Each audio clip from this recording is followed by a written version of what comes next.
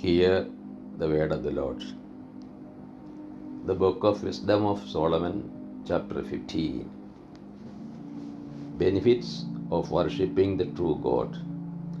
But thou, our God, art kind and true, patient and ruling all things in mercy. For even if we sin, we are thine, knowing thy power. But we will not sin because we know that we are accounted thine. For to know thee is complete righteousness, and to know thy power is the root of immortality.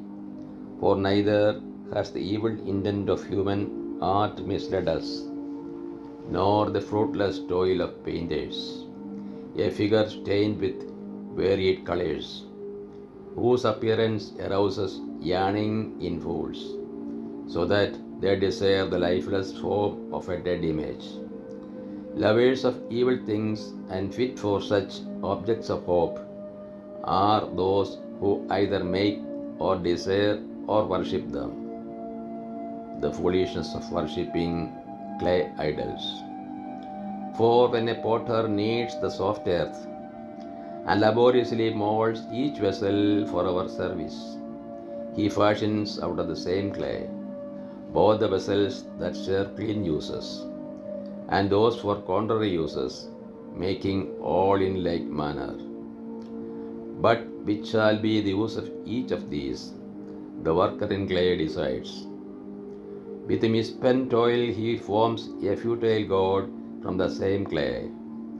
This man who was made of earth a short time before, and after a little while goes to the earth from which he was taken, when he is required to return the soul that was lent him.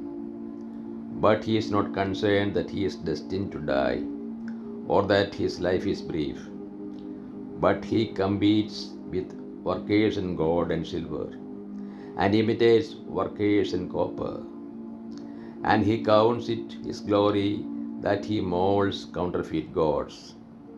His heart is ashes, his hope is cheaper than dirt, and his life is of less worth than clay, because he failed to know the one who formed him and inspired him with an active soul and breathed into him a living spirit. But he considered our existence an idle game, and life a festival held for profit. For he says one must get money however one can, even by base means. For this man, more than all others, knows that he sins when he makes from earthy matter fragile vessels and graven images. But most foolish and more miserable than an infant are all the enemies who oppressed thy people. For they thought that all their heathen idols were gods, though these have neither the use of their eyes to see with, nor nostrils with which to draw breath, nor ears with which to hear, nor fingers to feel with, and their feet are of no use for walking. For a man made them, and one whose spirit is borrowed formed them.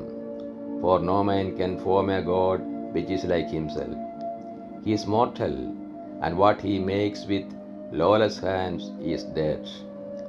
For he is better than the objects he worships, since he has life, but they never have.